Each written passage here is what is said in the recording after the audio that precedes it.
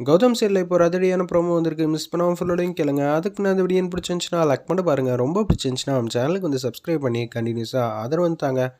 ஏமா வந்து யோசிச்சிட்டே இருக்காங்க, இந்த தாம்பூல பையெல்லாம் வந்து கேட்டிருப்பாங்களா, இல்லாட்டி தேவையில்லாமல் இந்திரா வந்து திசை திருப்பதான் அவள் எதுவும் கேவலமான முறையில் திட்டம் போட்டிருக்காளா? எப்படி இருந்தாலும் இந்திராவை தான் அங்கே இருக்க சொல்லிட்டோம்ல. அப்படி இருக்கும்போது அவள் ரொம்ப புத்திசாலித்தனமான பொண்ணு.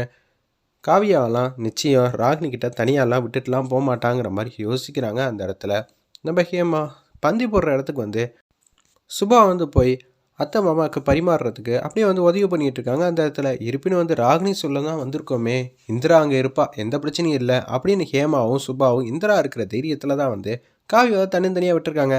ஒரு பக்கம் கௌதம் முக்கியமான விஷயத்த வந்து சொல்லியே ஆகணும் அப்படின்னு சொல்லிட்டு தனியாக வந்து காவியா விட்டுட்டு இந்திராவை மட்டும் கூட்டிகிட்டு வந்துடுறாங்க நம்ம கௌதம். இதுதான் சரியான சந்தர்ப்பம்.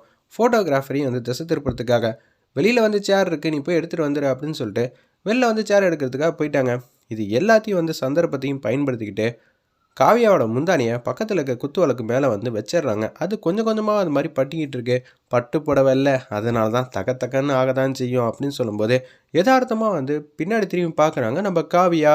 இது ரொம்ப சந்தோஷப்பட்டு சிரிக்கிறாங்க. எங்கள் அக்கா வந்து சந்தோஷமாக இருந்தால அதுக்கு எல்லாத்துக்கும் அழிக்க தான் நான் இது மாதிரி எரிச்சு விட்டுட்டேன் அப்படின்னு சொல்லி கேவலமாக நினச்சிட்டு இருக்காங்க. நம்ம ராகினி உடனே கத்த ஆரம்பிச்சிட்டாங்க. தூரத்துலேருந்து இதை பார்த்து அச்சோச்சோ இப்போ இது மாதிரி எரிஞ்சிக்கிட்டு இருக்கே, இப்போ என்ன பண்ணுறேன்னு தெரியாமங்கிற மாதிரி அந்த இடத்துல வந்து பட்டப்படுற மாதிரி நடிக்கிறாங்க நம்ம ராகினி. ஒரு பக்கம் சவுண்ட் அதிகமாக கொடுத்ததுனால வீட்டிலேருந்து எல்லாருமே வராங்க. கௌதமும் வந்துட்டாங்க, இந்திரா வந்துட்டாங்க. இதுக்கு தான் கௌதம் நான் தனியாக எங்கள் அக்காவை விட மாட்டேன்னு சொன்னேன் அப்படின்னு சொல்லும்போது, எப்படி அணைக்க போகிறீங்க, தெரில என்ன பண்ணுற போகிறீங்க அப்படின்னு சொல்லும்போது ஜெயாலேருந்து எல்லாரும் வந்து ரொம்ப பாட்டமாயிட்டாங்க. கதிரும் கௌதமும் சேர்ந்து தான் வந்து நெருப்பில் வந்து தண்ணி ஊற்றி அணைச்சிட்டாங்க. என்னடா அது இவங்க அணைச்சிட்டாங்களே அப்படின்னு சொல்லி உச்சக்கட்ட கோவத்தில் இருக்காங்க நம்ம ராகினி. அந்த இடத்துல ஜெயா வந்து மனசே சரியில்லை, எப்படி முந்தானையில் இது மாதிரி பட்டிருக்கோம், இந்த ஸ்டேஜில் இருந்தது யார் அப்படின்னு சொல்லி விசாரணையை ஆரம்பிக்கிறாங்க. அந்த இடத்துல நம்ம இந்திரா இது லேசு போகல விடக்கூடாது அப்படின்னு சொல்லி கௌதம் வந்து பேச்ச ஆரம்பிக்கிறாங்க. அண்ணி உங்களுக்கு பின்னாடி நின்னது யார்? எனக்கு பின்னாடி நின்னது வந்து ராகினி மட்டும்தான் நின்னாங்க. அதுவாலாம் பற்றிருக்க வாய்ப்பில்லை. இந்த பக்கம் காற்றுல வந்து அடித்து கூட முந்தானையில் வந்து பத்திருக்கலாம்ல அப்படின்னு சொல்லி ராகினி வந்து திசை திருப்புறாங்க. ஓ இது மாதிரி கேவலமான விஷயம் செய்ய தான் நம்ம எல்லாரையும் வந்து அமுச்சு வச்சிருக்கா அப்படின்னு சொல்லி ஹேமாவும் சுபாவும் தனித்தனியாக வந்து பேசிக்கிட்டு இருக்காங்க. இதை எப்படிங்க ஆதாரம் பூர்வமாக மாட்டி விடுறது? இப்போதைக்கு மாட்டி விட முடியாது, இந்திராட்ட வேணா சொல்லிக்கலாம் அப்படின்னு சொல்லும்போது கௌதம் வந்து புடின்னு பிடிச்சிட்டாங்க. ஆமாம் இது என்னமோ லேஸில் வந்து பட்ட மாதிரி தெரிலம்மா, யாரோ பிளான் பண்ணி வேணும்னு நம்ம சந்தோஷத்தையும் நிம்மதியும் கெடுக்கணும் தான் இது மாதிரி பண்ண மாதிரி தெரியுது. கதிர் வந்துட்டாங்க அந்த இடத்துல. என்னாச்சு காவியா, என்னாச்சு, உனக்கு எதுவும் பிரச்சனை இல்லையா அப்படின்னு சொல்லி கேட்கும்போது கதிர் அன்பா பாசமாக வந்து காவியா கிட்ட நடந்துக்கிட்டு இருக்காங்க. இதெல்லாம் பார்த்து எல்லாரும் வந்து சந்தோஷப்பட்டாலும் காவியாவுக்கு இது மாதிரி ஆயிடுச்சு, அப்போ நான் குழந்தையோட ராசி சரியில்லையாங்கிற மாதிரி அந்த இடத்துல ராகினி வந்து ஒரு பேச்சை வந்து விட்டுட்டாங்க. ராசி சரியில்லையா ராசி, நான் தான் ஆரம்பத்திலே சொன்னேனே, ராகினி இருக்கிற வரைக்கும் இந்த வீட்டில் எந்த காரியம் நல்ல காரியம் நடக்காது.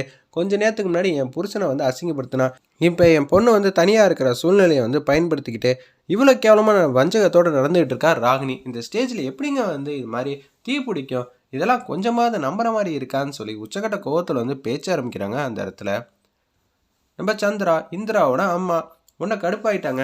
ஆமாம் இந்த ஸ்டேஜில் அவ்வளோ ஈஸியாலாம் தீப்பிடிக்கலாம் வாய்ப்பே இல்லை. குத்துவலுகளை படுற அளவுலாம் கேர்லெஸ்ஸாலாம் இருக்க மாட்டா காவியாங்கிற மாதிரி தான் ஏமாலேருந்து எல்லாரும் வந்து ராகினி வந்து கார்னர் பண்ணுறாங்க. அப்போனா நான் தான் எடுத்து வச்சேன்னு நினைக்கிறீங்களா? இந்த ரூமில் யாருமே இல்லை, காவியா மட்டும்தான் இருந்தா. பின்ன காவியாவோட முந்தானி எடுத்து அவளே வச்சுக்கிட்ட மாதிரி ஆயிடுச்சா? பாத்தியாக்கா எல்லாரும் என் மேலே எப்படியெல்லாம் பழி போடுறாங்கன்னு. சித்தி விசாரணைன்னு வந்தால் 4 பேரில் பழி போட தான் செய்வாங்க சரிங்களா? நீங்கள் மற்றவங்க மேலே போடாத பழியா நாங்களாம் உங்கள் மேலே போட்டுற போகிறோம் அப்படின்னு சொல்லும்போது இதை ஏதாவது ஒன்று பார்த்தே ஆகணும். வீடியோ கவரேஜ் இங்கே இருந்ததெல்லாம் வீடியோ வந்து எடுத்தியாயா அப்படின்னு சொல்லும்போது தூரத்துலேருந்து எடுத்துருக்கேன், செக் பண்ணி பாருங்கள் அப்படின்னு சொல்லணும்னா பட்டத்தின் உச்சத்தில் ஆயிடுறாங்க. அந்த இடத்துல நம்ம ராகினி வீடியோவில் மட்டும் நான் தான் முந்தானி எடுத்து இது மாதிரி வச்சேன்னு தெரிஞ்சிச்சு, எங்கள் அக்கா என்னை ஜென்மத்தில் வந்து சேர்க்க மாட்டாளே, இப்போ இந்த குழந்தையோட ராசி என்ன ஏதுன்னு தெளிவாகவே தெரிஞ்சிடல ராகினி அப்படின்னு சொல்லும்போது அவங்க கண் எப்போதும் போல இப்படி இப்படின்னு ஆடிக்கிட்டே இருக்கு. இப்போ ஏதாவது ஒன்று பண்ணியே ஆகணுமே, அந்த வீடியோ ஆதாரத்தை பார்க்கக்கூடாது, இப்போ என்ன பண்ணுறது ராகினி, எப்படி ராகினி இதை நீ மிஸ் பண்ண, வீடியோ கவரேஜ்லாம் எடுத்திருக்காங்களா இல்லையா ஒன்றும் புரியல அப்படின்னு யோசிக்கும்போது கௌதம் இதுக்கு தான் எங்கள் அக்காவை நான் தனியாக விட்டுட்டு வரமாட்டேன் அப்படின்னு சொல்லும்போது காவியா வந்து லைட்டாக வந்து மயக்கம் போட்டு கீழே விழுவுறாங்க. அவங்க மேலே தண்ணி தெளித்து எழுப்புறாங்க. காவியா வந்து எந்திரிக்கல. உடனே பெட்ரூமுக்கு வந்து தூக்கிட்டு போகிறாங்க நம்ம கதிர்.